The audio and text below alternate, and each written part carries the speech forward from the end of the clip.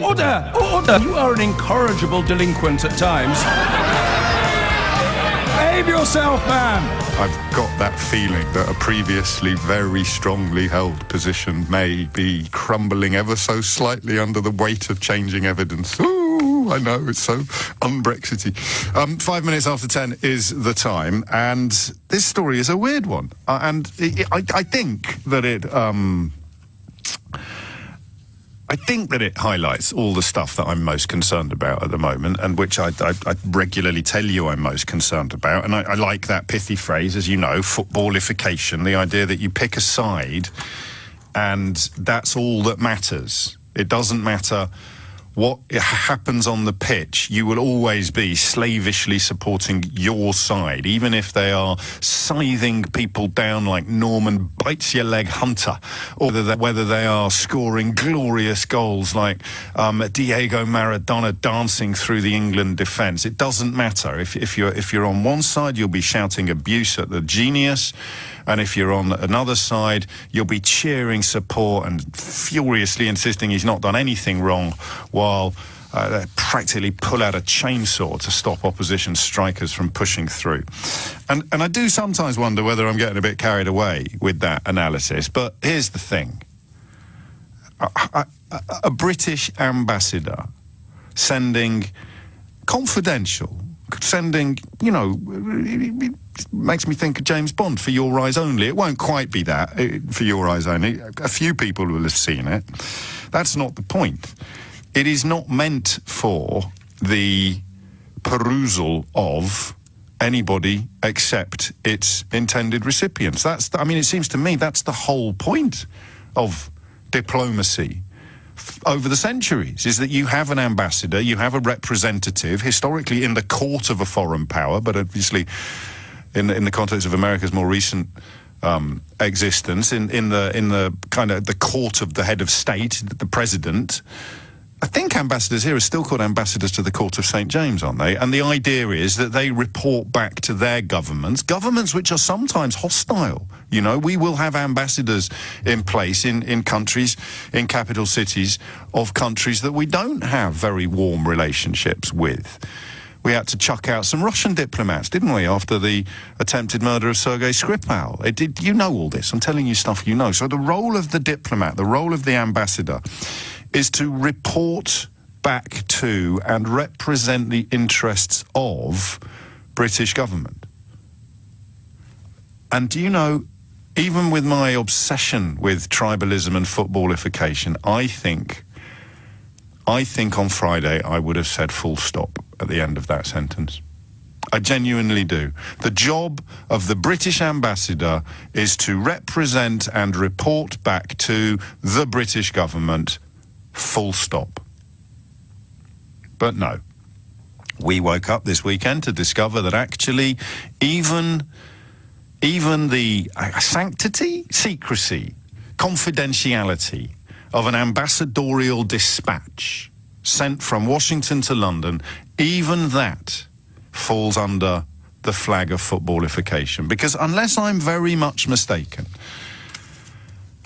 people who are seduced by Donald Trump's position, largely on foreigners, immigration, Muslims, whichever of those particular bones you most like to gnaw on, people who are seduced by Donald Trump, people who think they're on Donald Trump's side when it comes to issues like white supremacism or nationalism, or, to be less controversial, immigration and racism, people who think they're on Donald Trump's side are now on the opposite side to hundreds of years of British and English diplomatic traditions. And that's surely incredible, isn't it? If I'm reading this right, then a significant swathe, I suppose we could loosely describe it as the Faragist or the Rees-Moggian perspective, thinks that criticising Donald Trump is what matters here, not the breach of trust at the highest levels of our diplomatic and political core. And the problem, of course, I have is I'm repelled by most of what Donald Trump represents. I mean, the nasty stuff, not just the incompetence, the claim that there were aeroplanes around in 1776 and similar. Or the dishonesty even, the claim that it's not raining when it patently is. I mean, all of that is water under the bridge now. But I don't obviously think there's any questions regarding the integrity or competence of a regime in which several members of the campaign team have already been sent to prison. I mean, this is beyond debate. This isn't even... Well, this would once have been beyond debate. This would once have been beyond even the realms of the description of controversial. But, of course, I'm just now reduced to looking like a bloke on the other side of the stadium waving the anti-Trump flag. And I don't know how to do this today. Kudos to whoever's just texted me to say, blimey, I thought they just handed out Ferrero Rocher. I don't know how to handle this today because I categorically know that if somebody, a president that I didn't feel was a threat to world security, I'd say Barack Obama, most obviously. But again, there's my little flag with Barack Obama on it, and there's someone over there with their Donald Trump flag on it. If the British ambassador was sending back information to London about his or her view of Barack Obama, and its leaking would embarrass us as a nation, the leaking of it, even if it was a statement of the bleeding obvious, even if it was something utterly clear to see, the evidence of our own eyes and ears right in front of us, but if it was going to annoy Barack Obama and maybe make him look askance at the United Kingdom or the British government, the idea that somebody presumably very senior, I've seen some speculation that by dint of who would have access to this sort of document, it must have been a senior politician that has done this. I don't know. I've just seen some speculation. I think it was the political editor of The Sun's Twitter account where I saw that. So not you know, what you'd call classic lefty territory or anything like that. But a senior politician has probably done this, possibly done this. I know for a fact that I would be just as troubled and perturbed or disgusted and outraged as I am now. Because I think that's what patriotism means. Sorry to use a word that is so much maligned and misused, but we have to keep having the confidence to use these words correctly. This is about picking a side between our sovereign government and our diplomatic corps, our ambassador, and on the other side, a foreign leader who does not wish us well, but who enjoys support among certain sectors of our political establishment because he echoes and even endorses their own brand of nationalism and borderline racism. There is nothing else. That's the only battle line upon which these divisions are drawn. There isn't anything else, you know?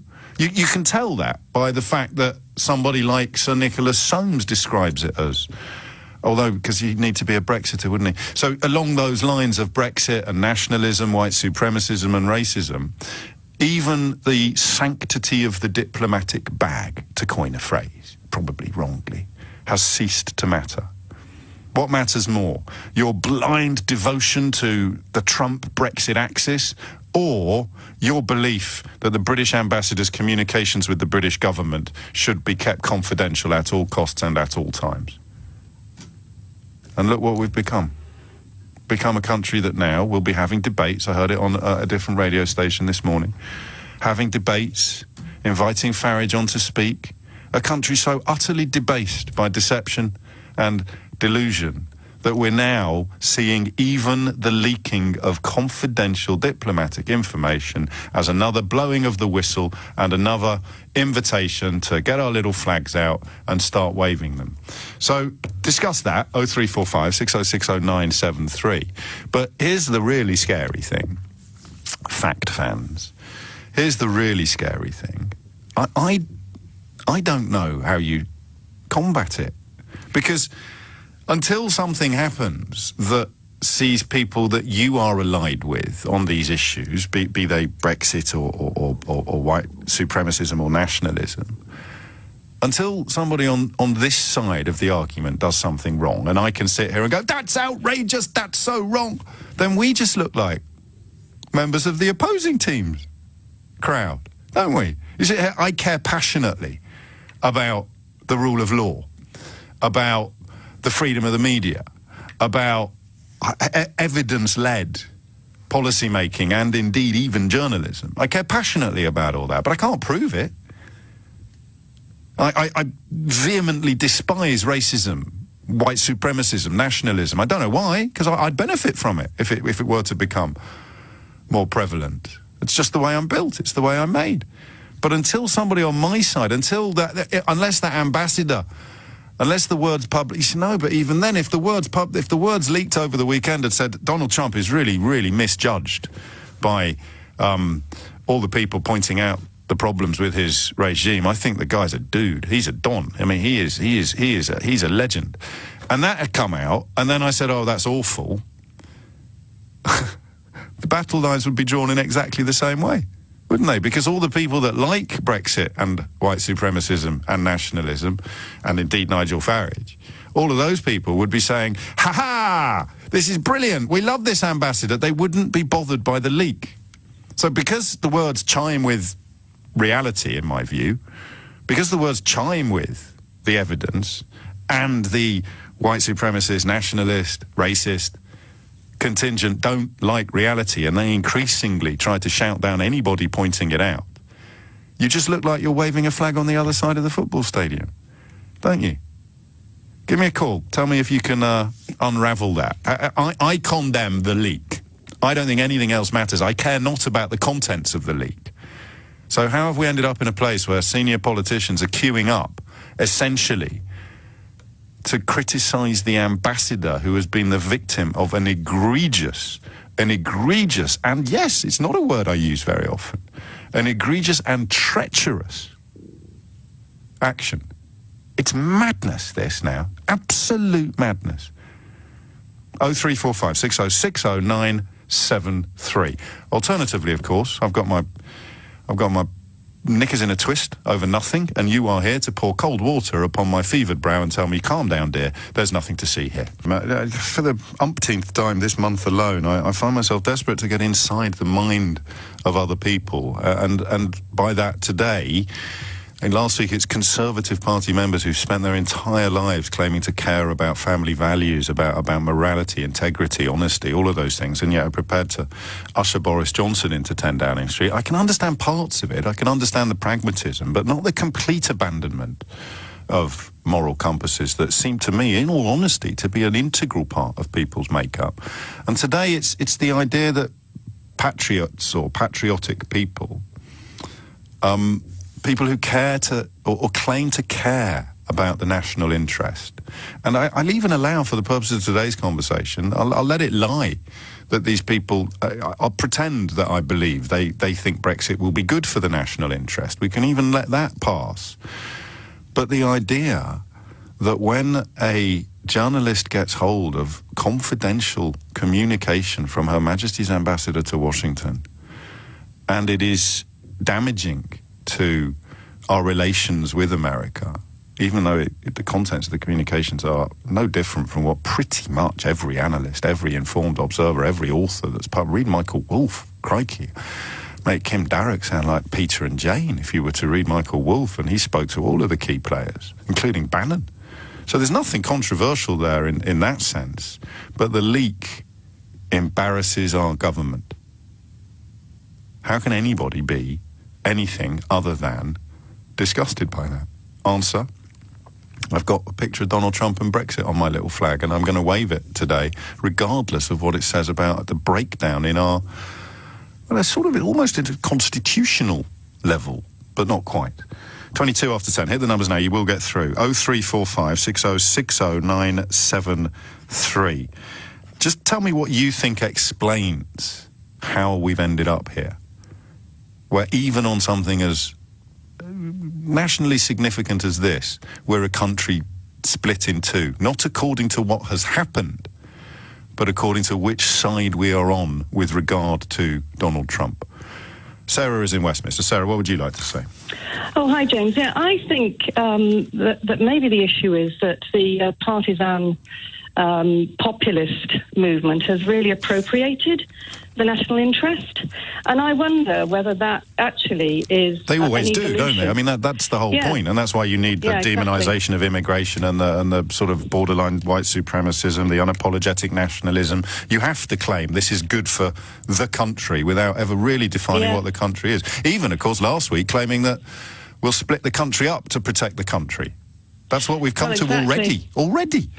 Yeah, and we have about, is it 23 of them representing us in the European Parliament? Yes. You know, Well, I don't know that that's fair. Oddly, I don't know that they would all be comfortable or cheering along a leak like this. I genuinely don't think that necessarily. It's hard to know, but I do wonder, and this is just a thought, that I wonder whether this is an evolution, to be honest, of Toryism.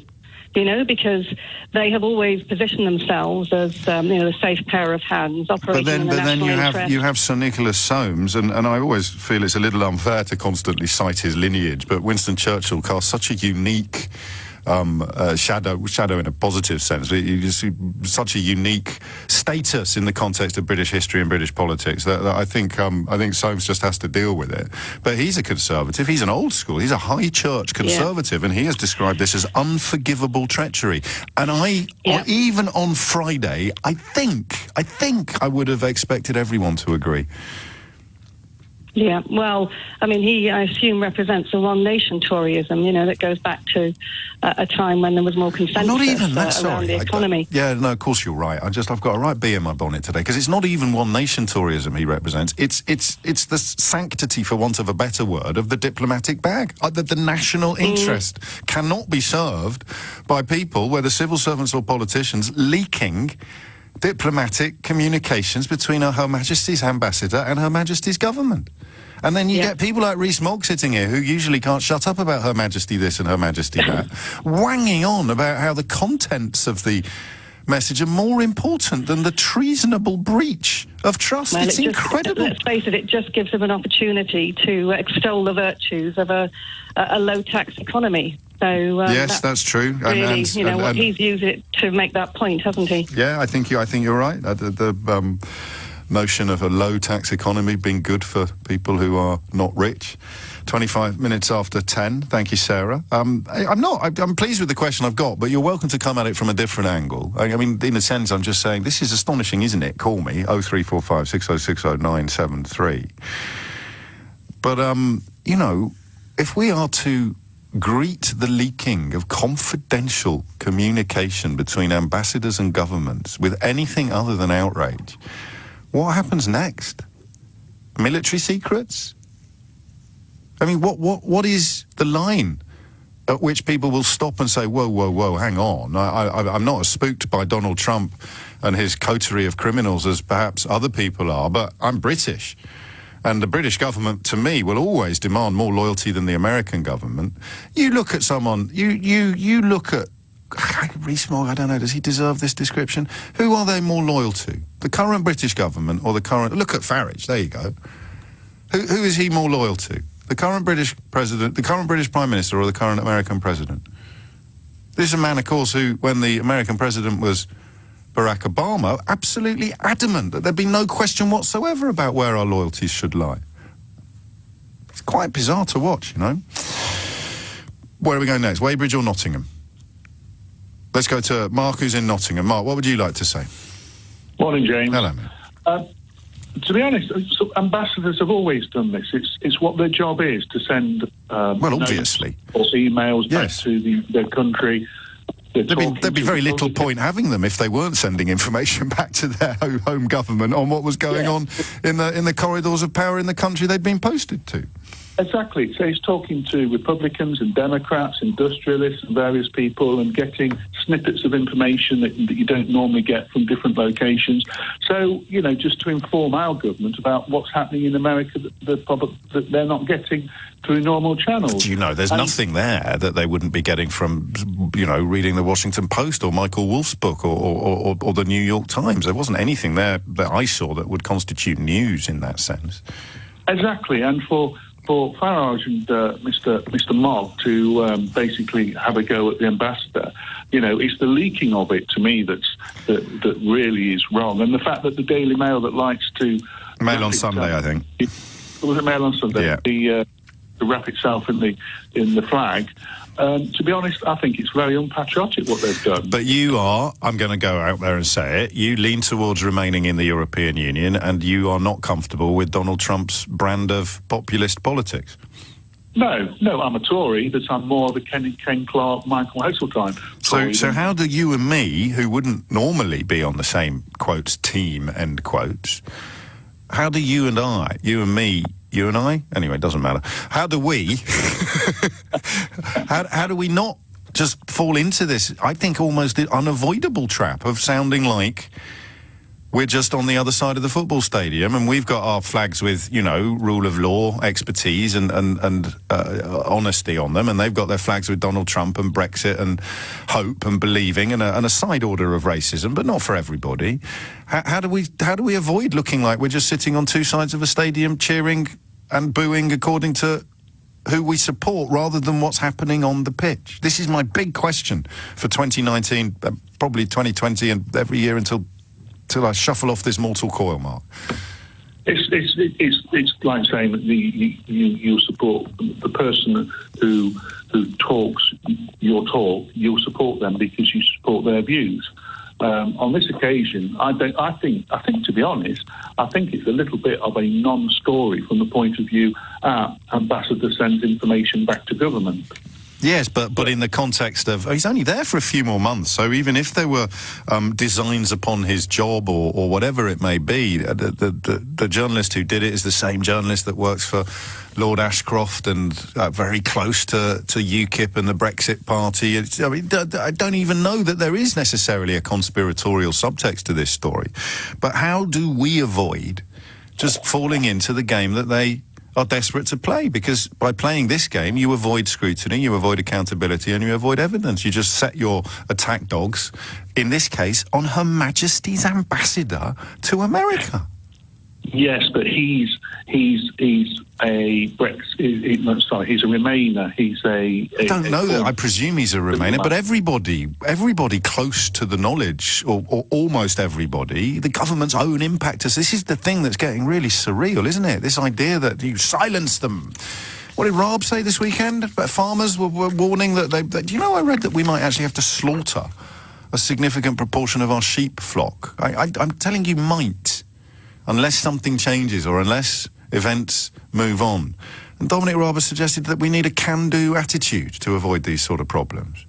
Michael Fallon this morning saying that we need ambition, optimism and energy to deliver Brexit. These words don't mean anything substantial or substantive. And when people point it out, people like Her Majesty's ambassador to Washington, we're about a cigarette paper away from hearing people shouting, "Stone him! Stop!" That's where we are, isn't it? This is like Salem. It's 10:30. I follow Greek politics quite closely, but I'd missed this. That there was a kind of an agreement to remove the neo-fascists in the Golden Dawn Party from the public platforms, on the grounds that, like all neo-fascists, they don't deal in truths. They deal in hatreds and untruths. And yesterday in the Greek election, which saw Alexis Tsipras's Syriza party roundly defeated by, I think you described Nea Demokratia essentially as centre-right. Golden Dawn have crashed out of the Greek parliament altogether. Their vote has completely disappeared. See, that's what happens if you stop giving oxygen and jobs and season tickets on Question Time and all manner of other embellishments and amplifications to people from the far right. If you stop treating their lies with the same weight that you treat the boring truths of the centre, or in the case of Nea Demokratia, the centre-right, then it just withers on the vine. There'll be a few TV programmes in Greece that have no doubt suffered slightly from not having a pocket fascist on the panel every week. But hey, look what they've got as a result. They've got rid of the cancer of fascism from their own parliament. Might be some lessons there for other countries. Not mentioning any names. 10:36 is the time. You're listening to James O'Brien on LBC, and it's an interesting one, this. Because there's another side order of the question that dare not speak its name on phone-in radio, which is, do you actually care about this story?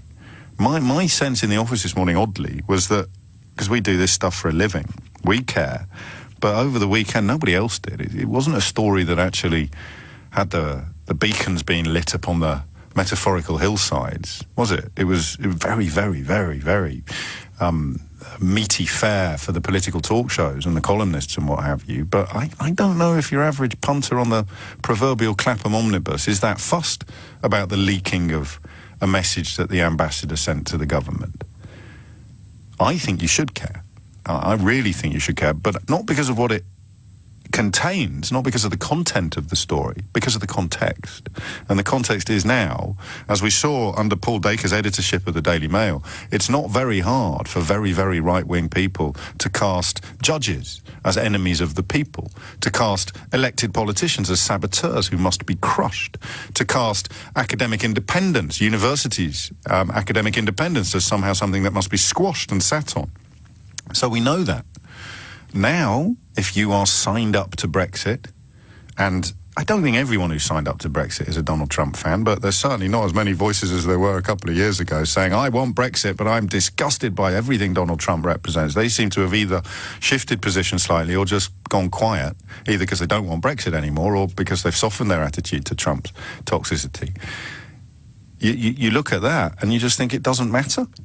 Even the confidentiality of the diplomatic bag is as nothing when compared to the heady thrill of cheering for Brexit or Donald Trump. I do find it fascinating, I have to tell you. Absolutely fascinating, but I wish it wasn't happening on our watch. I wish we were studying it from the perspective of history. 0345 6060973, 10:39 is the time. A, what's going on? And B, how do people like me avoid playing the game of waving a flag and cheering for decency and integrity and not leaking stuff that's damaging to the national interest? I don't know how we do it. I think every time that we speak, almost. As I heard Rees-Mogg this morning saying that when Anne Widdecombe talked about slavery, it was very effective because everyone's talking about her. So the message from Jacob Rees-Mogg is say disgustingly offensive things because it gets you noticed. That's straight out of the Steve Bannon playbook. I wonder if they've ever met. That's a rhetorical question. Of course they have. Stephen is in Shepperton. Stephen, what is going on? Well, Take your time. I hate to disappoint you, but I happen to agree with more or less everything you've said. Oh.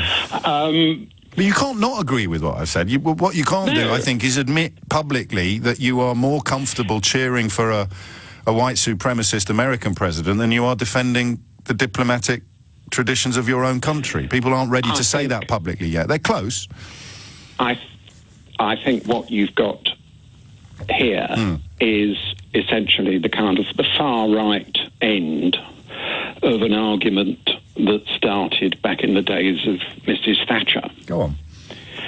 That anything the far right says is fine. Yeah. And you can't say anything in opposition to that because that's automatically wrong. You're an evil left-wing person. I remember hearing... Even Sir Nicholas Soames, he must be pretty close to getting a coating from the people you describe, mustn't he? And of course, they usually go all dewy-eyed at the mention of Churchill's grandson, yes. or one of Churchill's grandsons. Yes. He's untouchable. For now. A right-wing post. For now. But not any longer.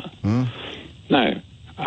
We have to... You would think, or one would hope, I just kind of looking at these people, at Mr. Mogg and so on and so forth, and they just look so strange. Well, that's a bit unkind. It's not a very good reason to find somebody, but you just look at them and you think, what stone did you crawl out from under? No, I'm not going to... You can chuckle. I know that you're being funny, and I know that these people usually use the word snowflake as an insult, but they have sensitivities and feelings too. Yeah. I don't think you need to go after the physical appearance of these people. No, but I mean, you look at them, or I look at them. Anne Widdecombe is a very normal-looking... Anne Widdecombe's a very normal-looking person, and no one would describe Anne Widdecombe as unusual, would they? Really? Well, anyway. No, but I mean, you've come to the... And I can remember back in the 80s, There was a journalist who is now primarily a kind of a royal biographer, right, fulminating on a programme like Question Time about how terrible it was that there were so many. There were already far too many left-wing publications. Good grief. Yeah, I know. And at the time, everybody thought, oh, well, I just say everybody, but yes. I sat there thinking, what planet are you on? And she didn't look unusual, in fairness to her. She didn't look at all unusual. But I just sit there and think...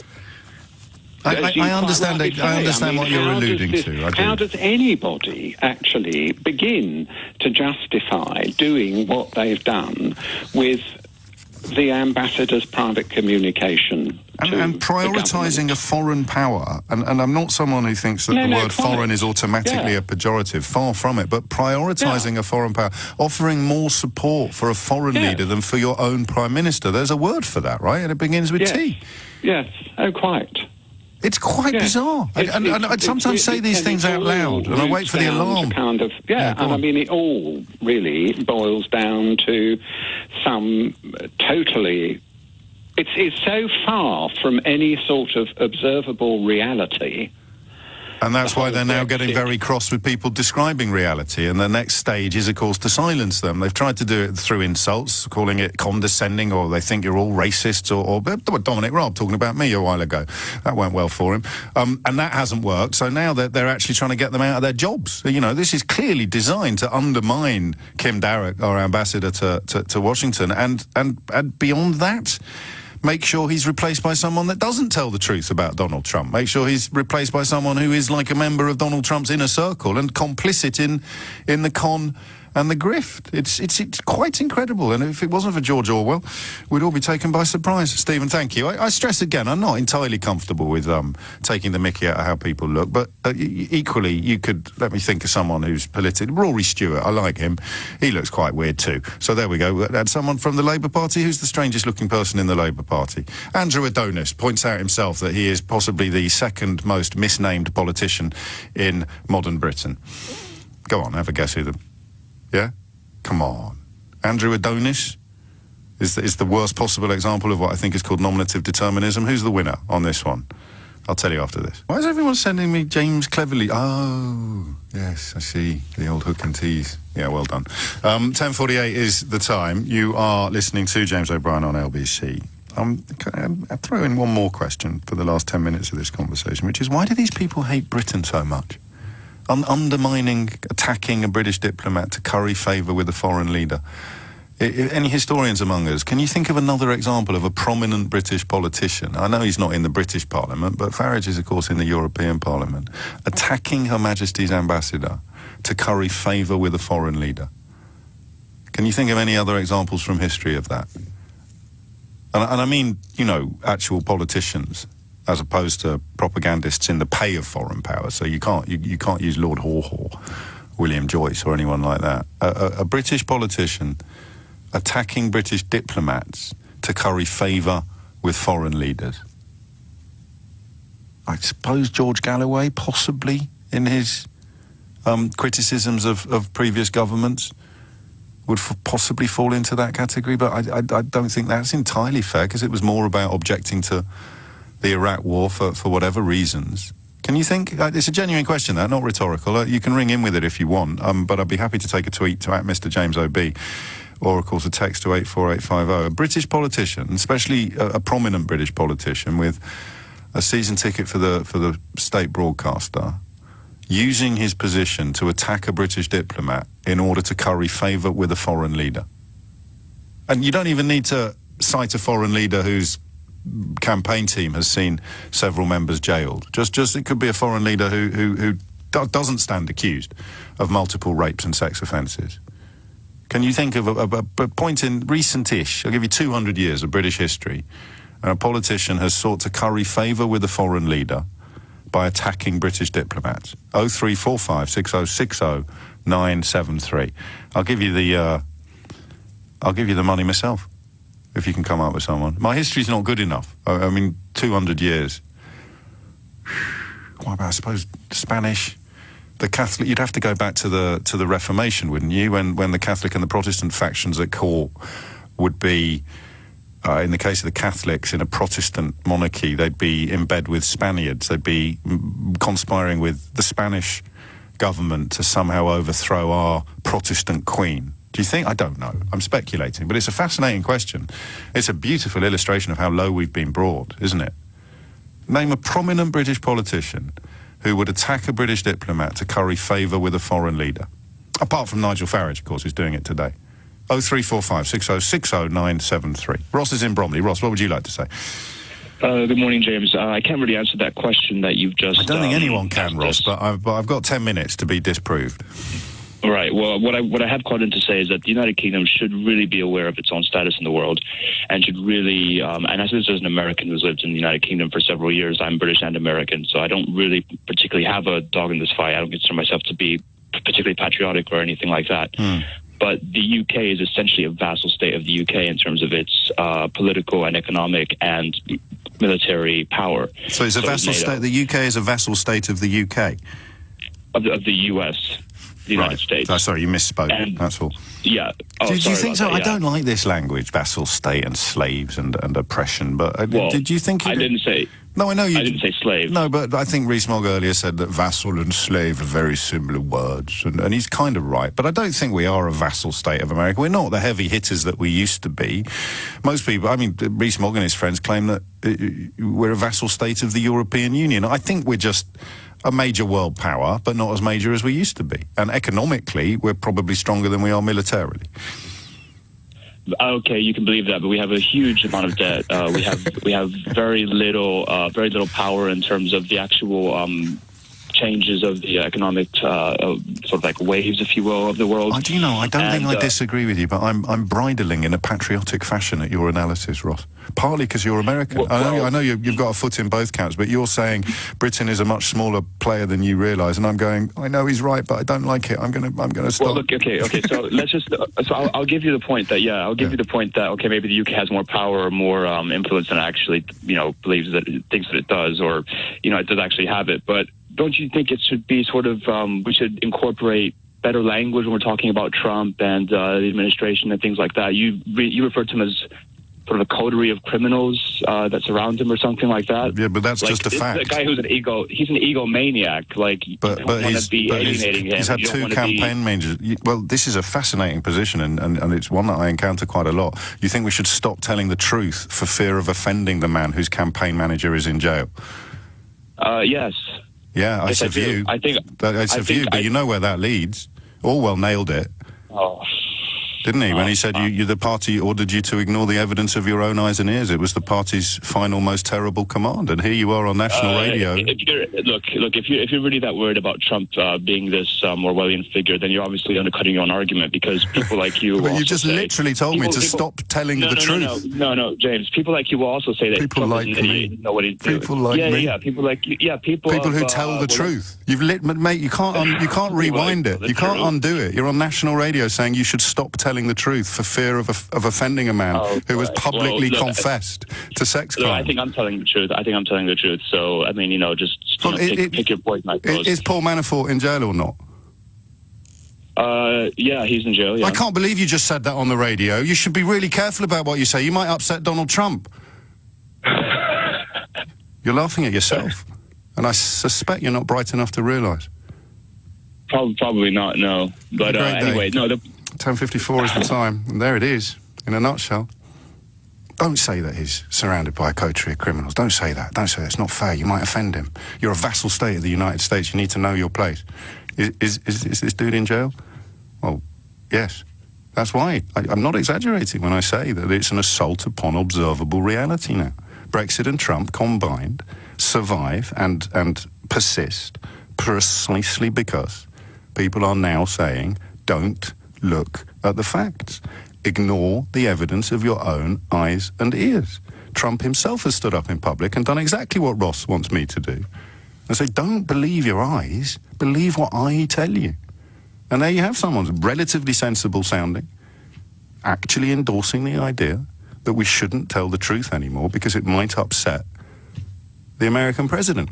And even more pertinently, of course, there are people in British political life who are now attacking a British diplomat in order to curry favour with that man who Ross thinks we should stop telling the truth about in case it upsets him or I mean, the idea that a gob on a stick on national radio, albeit one that has had some interesting broadsides from the other side of the Atlantic, but a gob on a stick on British radio is going to have some sort of influence on the so-called special relationship.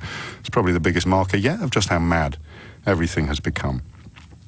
But what do you do? Like I said, people like you, he said, people like you, people on the other side of the football stadium saying, look, truth, reality, simple descriptions of facts and things that have happened, the number of Trumps in a circle that have been sent to jail, the number of accusations of rape that are still coming out against him, the incoherence increasingly evident in public life, probably best expressed in the last 7 days by the observation that there were aeroplanes around in 1776. These are all things that are true, and they are in front of us. They are the evidence of our own eyes and ears. But you have to start ignoring it if you're going to cling to the idea that we're doing anything other than, well, something absurd. 0345 606 0973 if you want to squeeze in with either a voice of reason or a voice of caution. Mark's in Watford. Mark, what made you pick up the phone? Yeah, your question on disagreements with diplomats and what have you. British politicians trashing British diplomats to curry favour with foreign leaders. I think I've thought of one, but you go first. Anthony Eden and Chamberlain. What happened there? Chamberlain described Mussolini as a hysterical woman, and Eden basically resigned because he didn't agree with the quick appeasement. Oh, I don't think that's quite what I'm looking for, but I've got a feeling we've lost the line, so I'm not going to be able to clarify. Because that I mean, a resignation is not sort of an attack upon the British diplomatic corps, is it? Because neither Eden nor Chamberlain were diplomats. Well, Chamberlain was a diplomat before he was Prime Minister. You've got me on the history here. So when did this happen? 1938. And Chamberlain said Mussolini is a hysterical woman. Yeah. And Eden resigned. From what post? Sorry? From what post? And Chamberlain wasn't a diplomat in 1938, was he? No, he was Prime Minister. But he was a diplomat, and it doesn't fit the parameters of what I asked for, but it's an interesting. It's an interesting window on a period of history. It really is. Gary is in Enfield. Gary, what have you got? Yes, I believe truth must prevail, and it's ideology that I do believe in, but I've got a boss who's absolutely useless. He just doesn't know what he's doing. He makes wrong decisions, but I'm paid by him, and if I told him the truth, it'd get me out of a job. But you just said it. You just said it on the radio. Well, yeah, but you don't know who I am, and he doesn't know who I am. And he doesn't of course he does. If he's listening, he's going to recognise your voice. No. Did you use your real name? I carefully measured this call so he wouldn't find out. But the thing is that, isn't that what was happening in real life? That, we can't offend the Middle East countries in fear of the loss of trade and other things that get in the way in the way of truth. It might be a case that politicians have to bite their tongue on these occasions. But we're talking today about diplomatic communications that were not supposed to be public. So to take your point to its natural conclusion, what we have now is an astonishing state of affairs where diplomats might be frightened of reporting reality back to London because somebody in London might leak it to the Mail on Sunday. That's an astonishing observation, Gary, isn't it, when you think about it? Well, what would you do if you were an ambassador now to Russia, for example, or America? Or, I know we don't have an ambassador in North Korea, but I can't remember what our diplomatic status is in Iran, but a country that was a rogue, if you like, and you were thinking of sending back a message to Whitehall, to Westminster, saying, well, we need to watch this and we need to be aware of that and we need to be careful of the other. Well, I probably exaggerating slightly to suggest that they'll be frightened of telling the truth to their own government in case it gets leaked. And people in Britain are cheering it. That's the maddest thing. And people in Britain are phoning up radio stations to say, stop telling the truth. And you think I'm exaggerating?